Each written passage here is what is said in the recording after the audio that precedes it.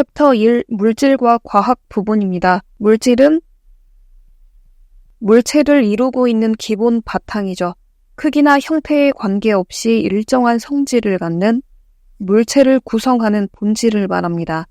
원자, 분자 및 이온들이 모여서 이루어져 있는 것을 물질이라고 하죠.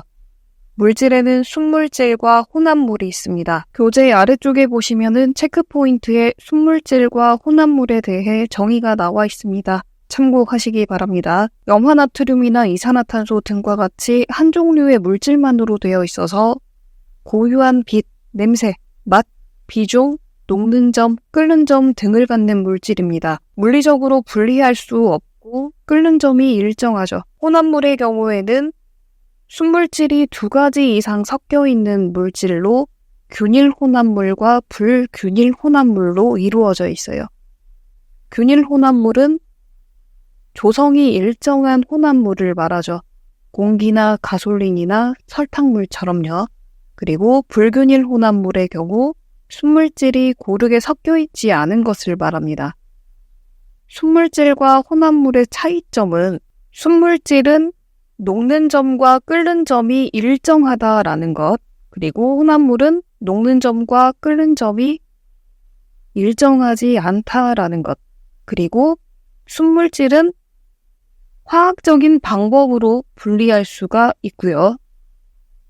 혼합물은 물리적인 방법으로 분리할 수 있다라는 것입니다. 그리고 화합물과 원소의 차이점은 바로 연소 생성물인데요.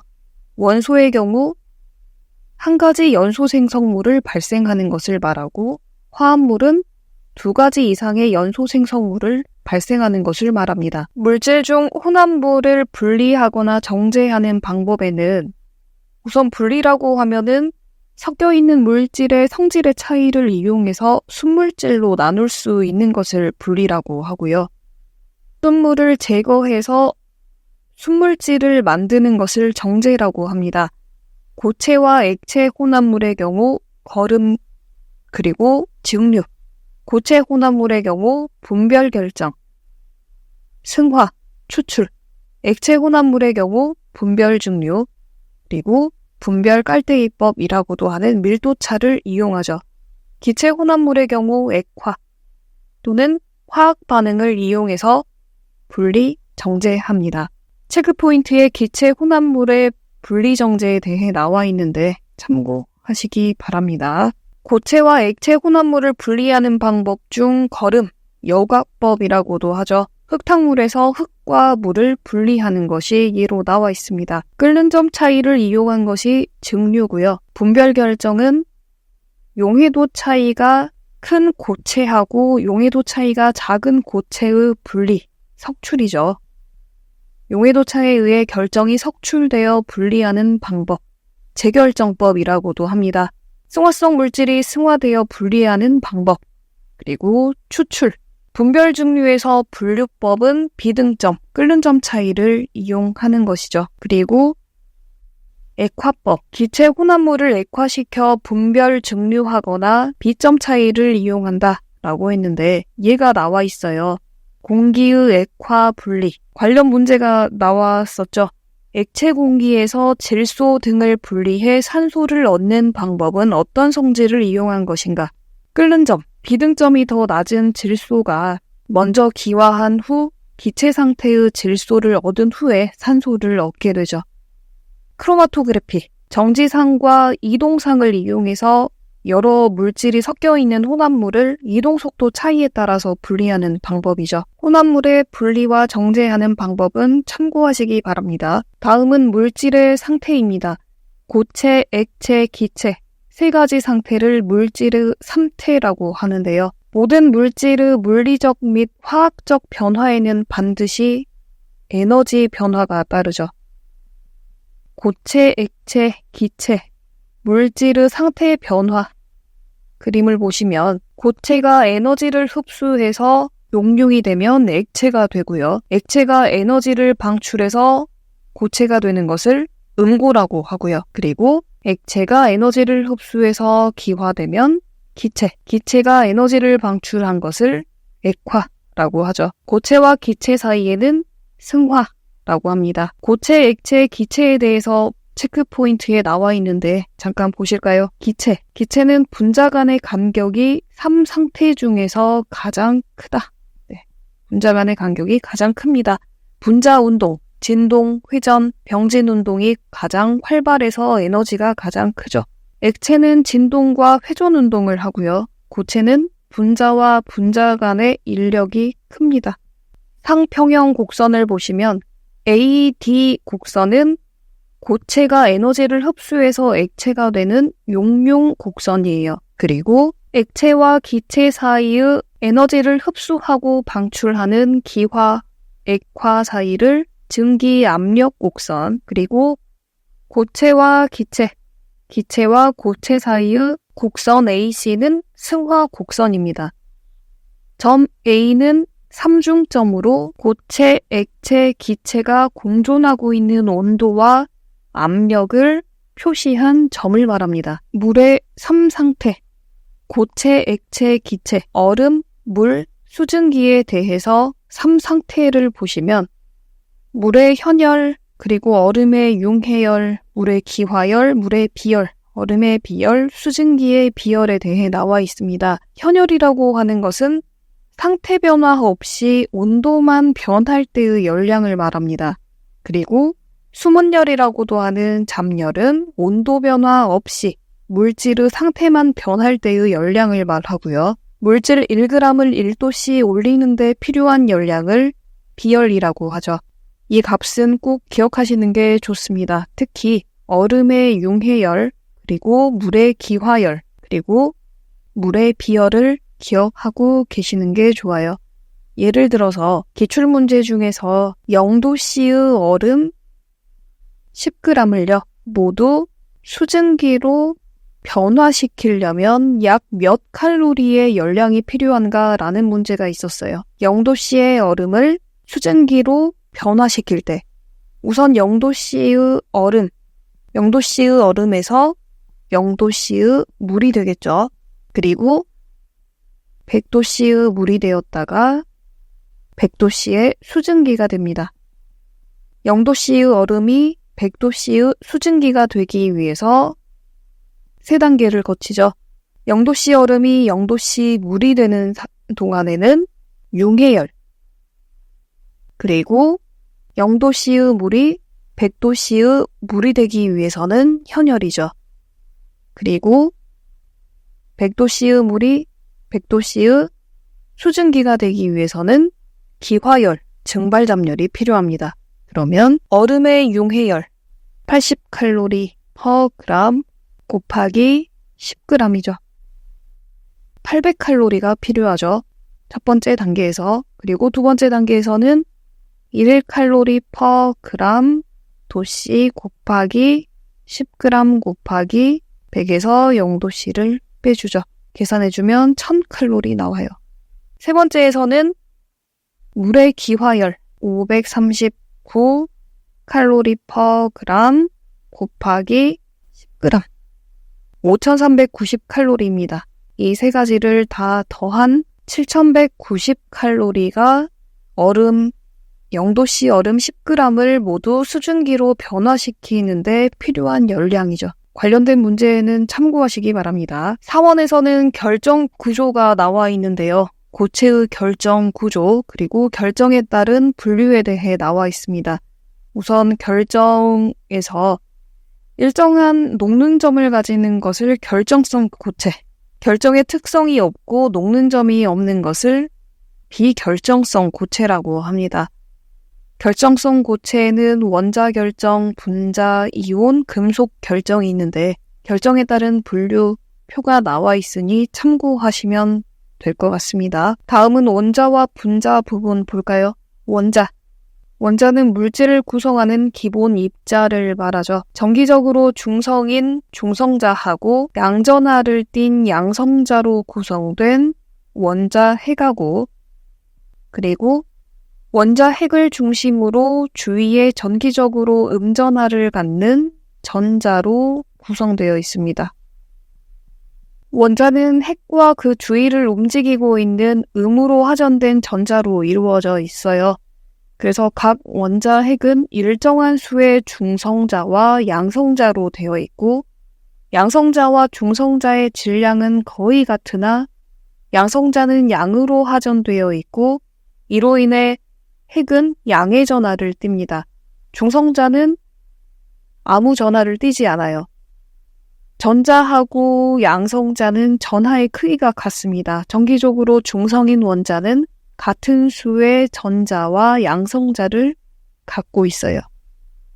전자는 유리관 양 끝에 전극이 연결되어 있고요. 유리관 안에는 낮은 압력의 기체가 들어있어요. 여기에 전류를 방전시키면 기체의 종류에 따라 색을 방출하다가 압력을 천천히 낮추면 음극 주위에서부터 어두운 부분이 점점 확대되어 가면서 방출하는 빛이 사라져요. 마치 음극에서 양극으로 이동하듯이요. 이것이 음극에서 방출되었기 때문에 음극선이라고 부르는데 톰슨이 실험을 합니다. 양극판에다가 구멍을 뚫고 음극에 더 가깝게 놓고요. 그런 다음에 하전판을 놨어요. 이 음극선은 두 하전판 사이로 지나면서 구부러지게 되는데 음극에서는 밀리고 양극에서는 끌리게 되어서 음극선이 음으로 하전되어 있다라는 것을 알 수 있었어요. 이 실험은 유리관을 채우고 있는 기체의 종류나 전극을 만드는 물질에 상관없이 음극선이 같은 현상을 보여줌으로써 모든 종류의 물질에 음극선이 들어있는 입자로 이루어져 있다라는 것.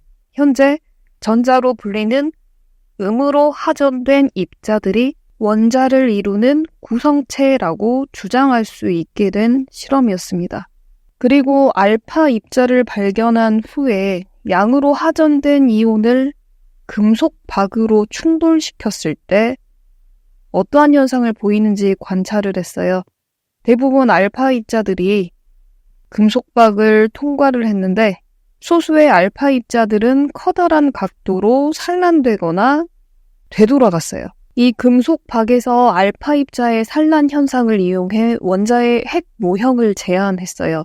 이 모형은 원자의 대부분의 질량은 핵이라 부르는 양으로 하전된 중심 입자에 모여 있고 그 주위는 음으로 하전된 전자가 운동하고 있다고. 원자의 대부분의 질량이 핵에 몰려 있지만 핵은 원자의 아주 작은 자리를 차지하고 있고 원자의 직경은 핵의 직경의 약 10만 배나 커요. 원자 내부는 대부분 비어있는 상태고요. 그래서 알파 입자를 금속박에 보냈을 때 대부분이 빈 공간 속을 그대로 통과하거나 핵에 부딪히면 양전하끼리 반발해서 산란되는 거죠. 또 알파 입자하고 질소 원자의 충돌로 수소핵이 형성됨을 알았어요.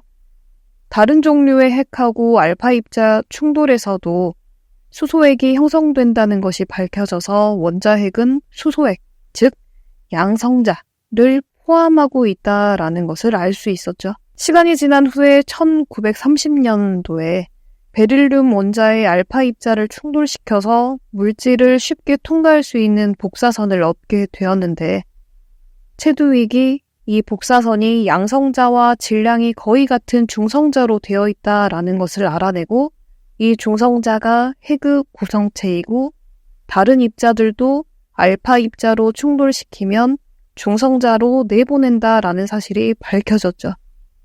즉 원자 핵은 양성자와 중성자로 이루어져 있다라는 것을 알 수 있습니다. 다음 질량수는 원자 핵을 구성하는 핵자의 총수로 양성자 수에 중성자 수를 더해서 계산할 수 있어요. 어떤 원자 핵에서 양성자의 수가 3이고 중성자의 수가 2일 때 질량수는 양성자 수 더하기 중성자 수 5가 되겠죠. 그리고 원자 번호, 원자량 알려주고요. 중성자하고 양성자 수를 구하는 문제도 있어요. 또는 이온 형태를 보여주고 원자량 주어진 후에요. 전자수, 중성자수, 양성자수를 구하라는 문제도 있었습니다. 예를 들어서 잠깐 원자의 표시법을 보시면 원소 기호 좌측 하단에 원자 번호를 쓰죠. 원자 번호는 양성자 수와 같고 전자 수하고 같습니다. 좌측 상단에 질량수예요. 질량수, 양성자 수 더하기 중성자 수죠. 그리고 이온이 되었을 때에는 우측 상단에 전하 표시해주고요. 화합물 내에서의 원자의 수는 우측 하단에 소문자 N으로 나타내줄 수 있습니다. 원소기호 F, 플로르죠. 원자번호 9번입니다. 전자 1개 증가된 상태이죠. 원자량이 19일 때. 이 플로르 이온은 전자수는 원자번호 더하기 전자 1개 증가했기 때문에 10이죠. 중성자 수는 원자 번호가 양성자 수하고 같으니까요. 9 더하기 미지수. 그러면 10이죠. 양성자 수는 9. 다음 동위 원소는 원자 번호는 같고 질량수가 다른 원소를 말합니다. 중성자 수가 다른 원소를 말해요. 하단에 나와 있는 표는 참고하시기 바랍니다. 동중 원소는 동중체, 동중핵이라고도 해요. 원자 번호는 다르나 질량수가 같은 원소를 말합니다. 동소체는 같은 원소로 된 단체, 성질이 서로 다른 단체를 말합니다. 원자 배열 상태가 달라서 성질이 달라요. 표를 보시면 탄소, 산소, 인, 황, 원소에 대한 동소체, 그리고 연소 생성물이 나와 있습니다. 보시면은 탄소의 경우 다이아몬드, 흑연, 활성탄, 연소 생성물이 이산화탄소로 같습니다. 흰 인, 백린이라고도 하죠. 백색 또는 담황색의 자연 발화성 고체입니다. 황린을 260도씨로 가열하면 정린, 붉은 인이 나와요. 황린하고 정린이 서로 동소체인 관계다라는 것을 어떻게 아느냐? 바로 연소 생성물을 확인하는 거죠. 문제에도 나온 적 있습니다. 황은 연소 생성물이 이산화황이고요. 다음 원자설에 관한 기본 법칙을 보시면 반응 물질의 총 질량과 생성물의 총 질량은 같다. 질량 보존의 법칙이죠. 한 화합물을 구성하고 있는 성분 원소의 질량비는 항상 일정하다. 원자들이 화합물을 만들 때 항상 일정한 질량비로 결합한다. 일정한 원자수와 비로 결합합니다. 얘가 나와 있죠. 수소하고 산소가 결합해서 물이 생성될 때 수소와 산소의 질량비가 1대 8이라는 것. 배수비례의 법칙은 두 원소가 화합해서 2가지 이상의 화합물을 만들 때 한 원소의 일정량과 결합하는 다른 원소의 질량 사이에는 간단한 정수비가 성립된다. 얘가 나와 있죠. 일산화탄소와 이산화탄소에서 탄소의 질량 12와 결합하는 산소의 질량비는 16대 32, 즉 1대 2의 정수비를 이루죠. 문제가 나와요. 다음 중 배수비례 법칙이 성립되는 화합물의 예는 무엇인가? 일산화탄소와 이산화탄소도 있지만 이산화황과 삼산화황도 있습니다. 다음 원자량은 원자번호 6번이고 질량수 12인 탄소를 기준으로 이 값과 비교한 다른 원자의 상대 질량을 말하는데 그람 원자량은 원자량의 그람 단위를 붙인 값으로 1g 원자는 종류에 관계없이 6.02 곱하기 10의 23승계의 원소 개수를 갖습니다. 당량은 어떤 원소가 산소나 수소와 결합 또는 치환할 수 있는 원소의 양으로 원자량을 원자가로 나누어서 계산할 수 있습니다. 그람 당량은 당량에 그람을 붙인 것을 말하고요. 예를 들어서 산염기의 당량을 예로 한번 들어서 볼게요. 산의 1g 당량, 산의 분자량을 수소의 개수로 나누죠. 얘가 염산 나와 있어요. 염화수소. 수소는 1개. 염화수소의 분자량은 36.5g/몰이죠. 수소가 1개. 그래서 염화수소의 당량은 36.5g/EQ입니다. 염기 1g 당량. 염기의 분자량을 수산기의 개수로 나누죠. 수산화 칼슘이 나와 있어요. 수산기 2개죠. 그러면 예를 들어서 황산의 1g 당량은 얼마일까요? 분자량이 98g/몰입니다. 당량은 분자량 나누기 수소 개수죠. 분자량 98g/몰 나누기 수소의 개수 2개죠. 1g 당량은 49g/EQ하고 같습니다.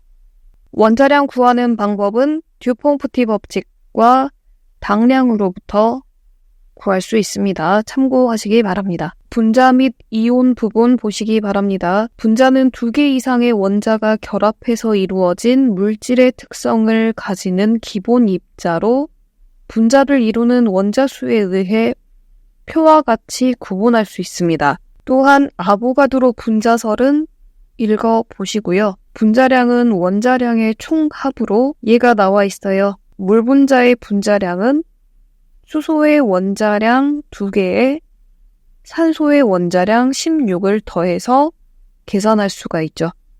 그람 분자량은 분자량의 그람 단위를 붙인 값입니다. 분자량을 측정하는 방법 중에 공기의 평균 분자량을 구하는 방법은 공기 중에 질소는 78%, 산소 21%, 아르곤이 1% 있다라고 한다면 평균 분자량은 공기를 이루고 있는 성분의 분자량의 몰 분율을 곱한 뒤 해서 계산해 줄 수가 있습니다. 질소 분자량 28 곱하기 78 더하기 32 곱하기 21 더하기 40 곱하기 1 나누기 100 해주면 공기의 평균 분자량 28.96 약 29로 계산해 볼 수가 있습니다. 다음 이온은 전하를 띤 원자나 원자단을 말하는데요.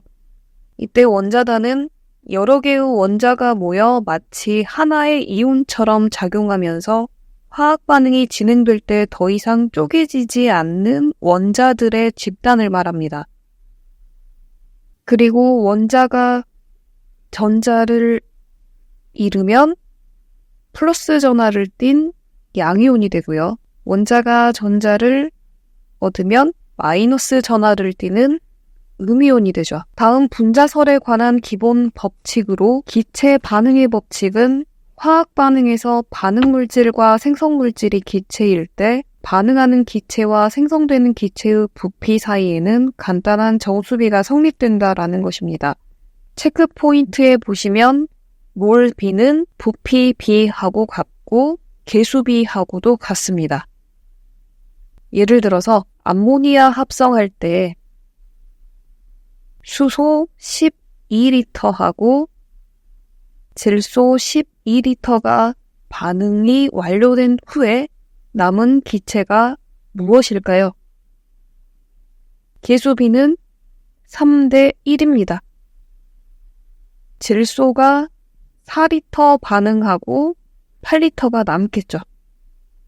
개수 B는 몰 B하고 같고 부피 B하고 같다라는 것 기억하시기 바랍니다. 아보가드로 법칙은 기체의 종류에 관계없이 모든 기체는 같은 온도와 같은 압력에서 같은 부피 속에 존재하는 기체 분자의 수는 일정하다라는 법칙입니다. 모든 기체 1몰은 표준 상태 0도C 1atm에서 최적이 22.4리터이며 이 부피 속에 있는 분자 수는 6.023 곱하기 10의 23승계입니다.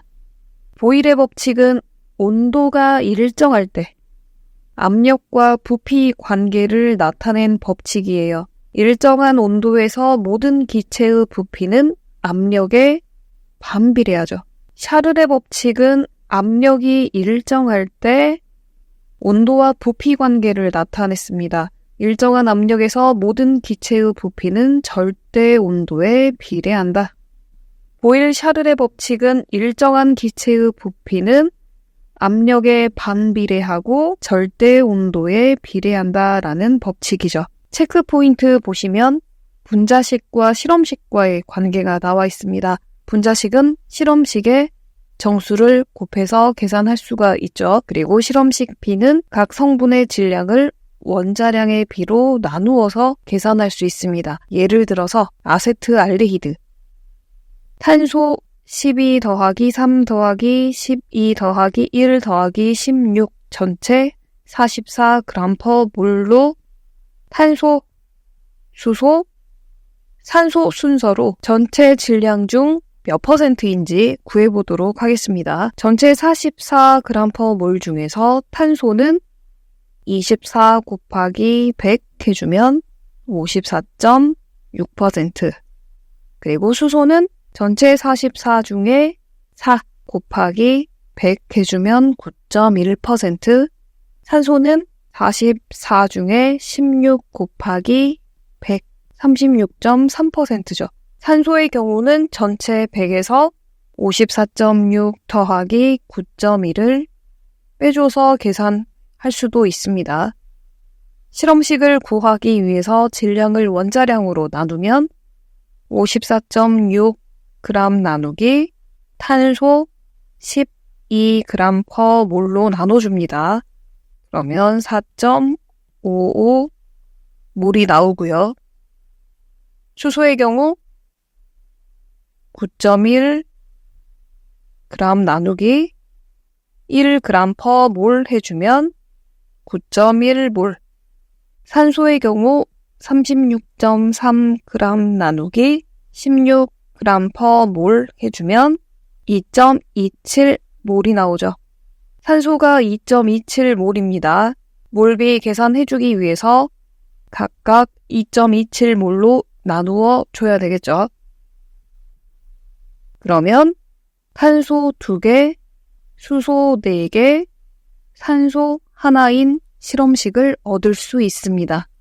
참고하시기 바랍니다. 다음 기체 분자의 운동 중 그레이엄의 법칙입니다. 기체의 확산 속도를 이용해서 분자량을 측정하는 법칙인데요. 분자량이 작은 기체일수록 공기 중으로 퍼져나가는 확산 속도가 빠르죠. 같은 온도와 압력에서 두 기체의 분출 속도는 밀도 및 분자량의 제곱근에 반비례한다. 여기에 하나 더 추가하자면 T는 확산 시간을 말합니다. 무거우면 빨리 못 가요. 확산 속도는 확산 소요 시간에 반비례합니다.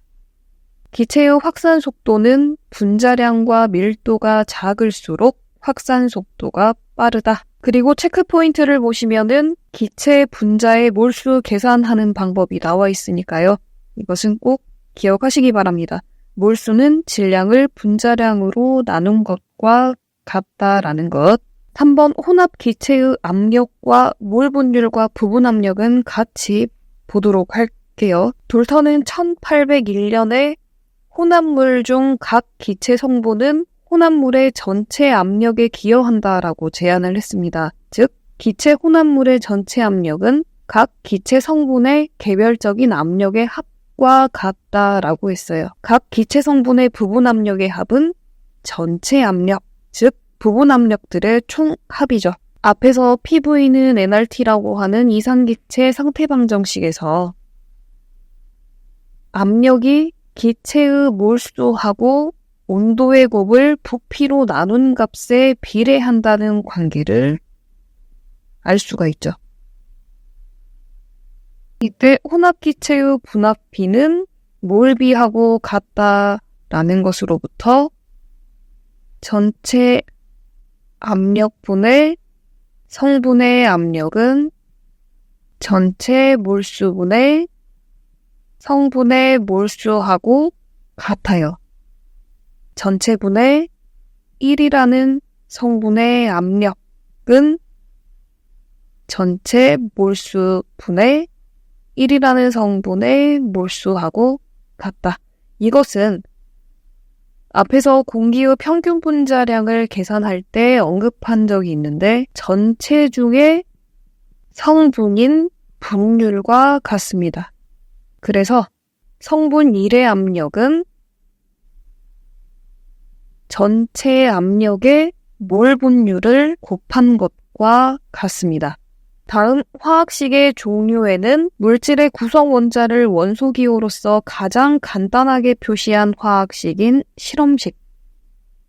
예를 들어서 아세트산의 분자식으로부터 나누기 2 해주면 가장 간단하게 표시한 실험식이 나오게 되죠. 그리고 분자식, 분자의 정확한 원자 조성을 나타낸 화학식입니다. 시성식의 경우에는 분자 속에 들어있는 작용기, 관능기의 결합 상태를 나타낸 화학식으로 물에서는 히드록실기, 아세트산에서는 카르복실기가 있죠. 그리고 알데하이드, 케톤, 에테르가 있습니다. 또 에스테르가 있어요. 구조식은 분자를 구성하는 원자들의 결합 상태를 결합선으로 나타낸 화학식을 말합니다. 체크 포인트에 보시면은 분자식과 실험식과의 관계가 나와 있습니다. 분자식은 실험식의 정수를 곱하죠. 그리고 실험식 B의 경우에는 각 성분의 질량을 원자량으로 나눠주면 됩니다. 예를 들어서 아세트알데히드 실험식을 구해보면 우선 아세트알데히드의 경우에 분자량은 12 더하기 3 더하기 12 더하기 1 더하기 16 해서 44 g/몰과 같습니다. 탄소, 수소, 산소 순서대로 전체 44 g/몰 중에서 탄소는 12g/몰이죠. 곱하기 100을 해주면 54.6%가 나와요. 단위는 모두 없어지니까. 수소의 경우에는 전체 44 중에 4g 곱하기 100 해주면 9.1%고요. 산소는 전체 44 중에 16 곱하기 100을 해주면 36.3%. 산소의 경우에는 100에서 탄소 54.6%하고 수소 9.1을 더한 것을 빼서 구할 수도 있습니다. 그러면 이제 실험식을 구하기 위해서 질량을 원자량으로 나눠줍니다. 54.6g을 탄소의 경우 12g/몰로 나눠줘요. 그러면 4.55몰이 나옵니다. 수소는 9.1g 나누기 1g/몰 해주면 9.1몰이고요. 그리고 산소의 경우 36.3g 나누기 16g/몰 해주면 2.27몰이 나와요. 산소 2.27몰로 각각 탄소, 수소, 산소 나눠주면 몰비를 계산을 해주면 탄소는 2개, 수소는 4개, 그리고 산소 1개인 실험식을 계산할 수가 있어요. 화학식을 만들기 위해서는 물질을 구성하는 원자를 원소 기호로 나타내고요. 그런 다음에 작용기, 관능기의 결합 상태를 나타내줘야겠죠. 이때 원자나 원자단의 원자가를 서로 교차해줍니다. 그러기 위해서는 각각 전용 원소의 원자가 그리고 원자단의 원자가를 알아두실 필요가 있어요. 예를 들어서 주기율표상 1쪽이죠. 원자가 1 플러스 1 그리고 염소 7쪽입니다. 원자가 마이너스 1 서로 원자가를 교차를 해주면 NaCl 화합물 내에서의 원자의 수는 각각 1개씩이죠. 화학식을 명명할 때에는 모든 이성분 화합물을 명명할 때에는요. 음이온 이름 앞에 쓰고 어미로 화를 붙입니다. 수산화, 알루미늄, 시안화, 칼륨. 음이온의 원자단이 수소와 결합한 물질의 경우 어미에 산을 붙입니다. 단 수산화 이온과 아모늄 이온은 제외되고요. 황산과 초산, 양이온의 원자가가 2개인 경우, 원자가가 작은 경우에는 제1 또는 원자가를 로마자로 표시를 해주고요. 원자가가 큰 경우에는 제2 또는 원자가를 로마자로 표시해줍니다. 얘가 나와 있죠. 음이온의 원자가가 2개인 경우에는 원자가가 큰 음이온에 과를 붙입니다. 음이온의 원자 수가 여러 개인 경우 음이온 원소의 수를 붙입니다.